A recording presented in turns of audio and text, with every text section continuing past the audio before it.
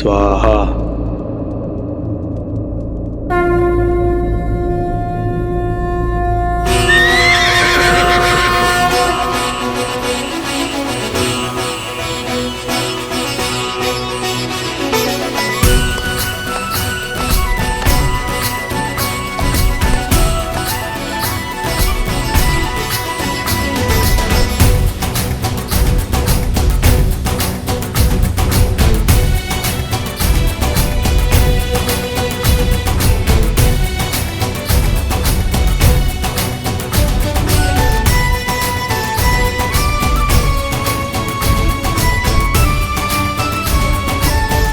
शीघ्र ही कार्तिक शुक्ल एकम के दिन अश्वमेध यज्ञ का यह अश्व समस्त भूमि में अपना मुक्त विहार आरंभ करेगा। जय श्री राम, जय श्री राम, जय श्री राम, जय श्री राम, जय श्री राम।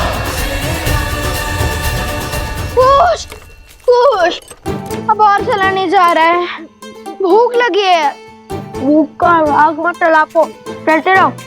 तुम क्या खा रहे हो? खा नहीं जाओ, केवल चबा रहा हूँ। गले के नीचे अभी तक कुछ नहीं उतरा। खा के बोलो कुछ समझ नहीं आ रहा। तुमने कहा तो खा लिया, अब तक तो केवल चबा रहा था। इतना भी मूर्ख नहीं हूँ कुछ। मैं यहाँ भूख से मरा जा रहा हूँ और तुम अकेले फल खा रहे हो। भूल गए मैं किसका पुत्र हूँ? माता सीता। ये कैसी प्रतीति है, कैसा आभास है यार। एक और लगता है कि कुछ बहुत शुभ घटने वाला है, तो दूसरी ओर लगता है कि कुछ ऐसा घटा है जिससे भक्ति की पावन डोर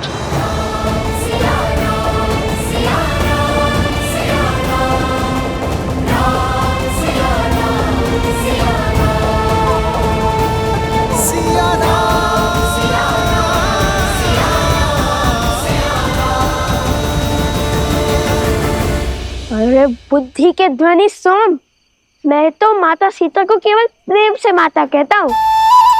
वो मेरी माता नहीं है। हाँ, वो भूखे पेट सोचने की क्षमता कम हो जाती है ना।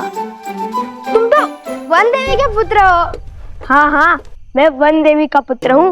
वैसे लव भैया ने क्या सोचा है? जितना मैं भैया को जानता हूँ, उन्होंने सोच लिया कि क्या प्रश्न पूछना है, कब प्रश्न पूछना है। सर्वप्रथम वहां देखो, कोई है? शीघ्र चलो।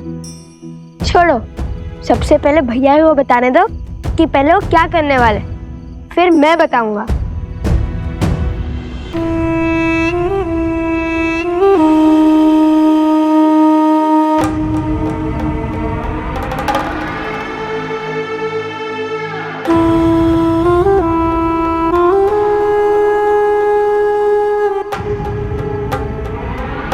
मैं तो साधारण सा दूत हूँ, यहाँ की सूचना वहां और वहां की सूचना यहाँ लाता हूँ। किंतु आप लोग तो ऋषि कुमार है ना, यज्ञ की समाप्ति से पहले ही निकल आए। जिस जगह पर हमारी राजकुमारी के साथ इतना घोर अन्याय हुआ हो, वहां हम कैसे रुक सकते हैं? तो आप भी मिथिला से हो? जी। आप भी मतलब? केवल यही है मिथिला से भद्र? मैं भी मिथिला से ही हूँ। मेरे पिताश्री तो राजदूत हुआ करते थे, किंतु मैं सामान्य व्यापारियों की भांति कार्य करता हूँ।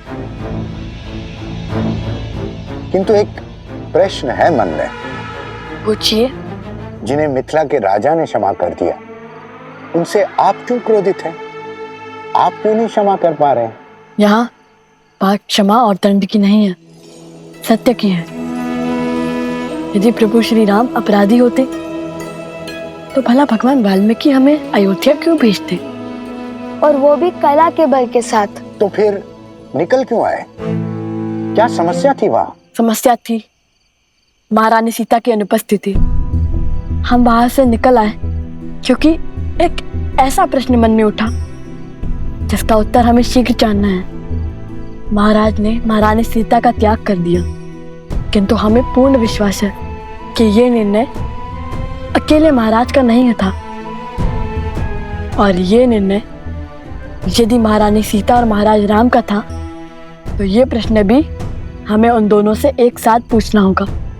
इसलिए सर्वप्रथम हमें महारानी सीता को खोजना होगा।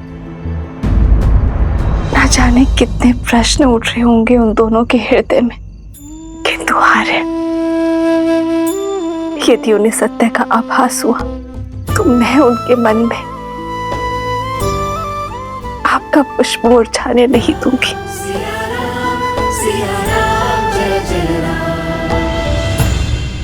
तो आप महारानी सीता को खोजने निकले हैं, कैसे खोजेंगे? एक ही मार्ग है जो भैया ने सोच रखा है, किंतु मैंने अभी तक तुम्हें वो मार्ग बताया नहीं है। इसलिए सब जानने के लिए आतुर है। भैया आप कब बताएंगे? हमें अश्वमेध यज्ञ को रोकना होगा। किंतु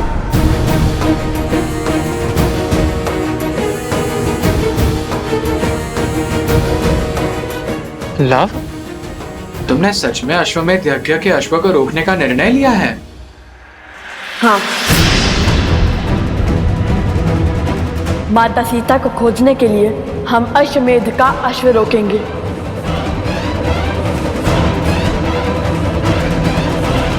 क्या? हाँ पुत्र, सिया राम के जीवन के इस अध्याय में लव और कुश अश्वमेध के अश्व को रोकेंगे।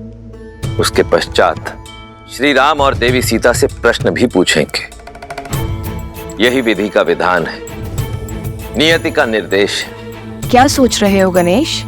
नियति तो उनके लिए होती है ना जो जन्म मृत्यु के बंधन में बंधे होते हैं।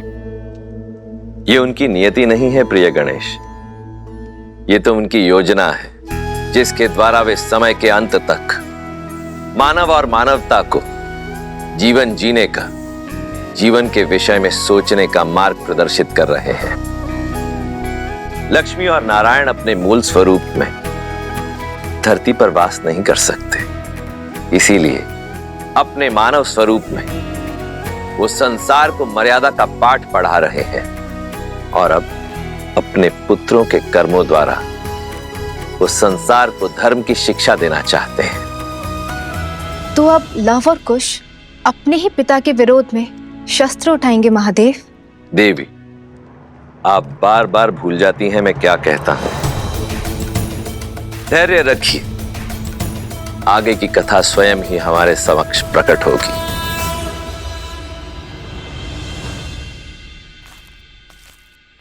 बहुत गए कुश, वो देखो।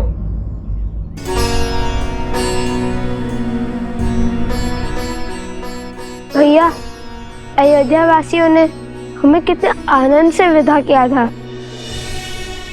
क्या कहेंगे उन्हें? जैसे जैसे माता के निकट जा रहे हैं, मेरे आंसुओं का बाण मानो टूट रहा हो। कुश, अब हम बड़े हो गए हैं, हमें अपनी भावनाओं को संयम में रखना होगा। भैया, अभी हम बड़े कहाँ हुए? अभी तो हम श्री राम से, उनके भाई से और हनुमान जी से कितने छोटे हैं। यहाँ तक कि उपगुरु से भी छोटे हैं, पहले भी छोटे थे। पहली बात, बड़ा होने का अर्थ किसी और से बड़ा होना नहीं होता कुश। और दूसरी बात, कोई भी आयु से बड़ा नहीं होता। बड़े तो अनुभव से होते हैं, और भगवान वाल्मीकि के आशीष से हमने तो अनेक अनुभव हुए हैं ना।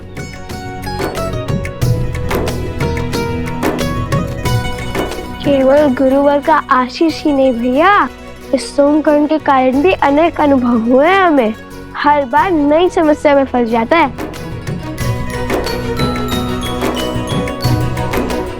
चलो।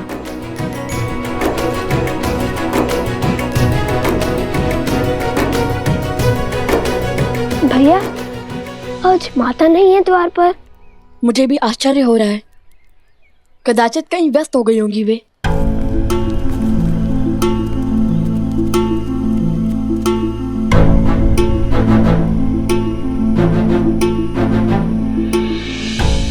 जय श्री राम की अयोध्या। साथ क्या लाए और महाराज से भेंट हुई? प्रजा ने तुम्हारे मुख से राम कथा सुनी? कोई उपहार मिला? जो भी पूछना है सोमकरण से पूछो। आकुश, माता के पास चलते हैं। आज प्रथम बार माता हमारे स्वागत के लिए द्वार पर नहीं आई। लगता है खाली हाथ लौटे हो।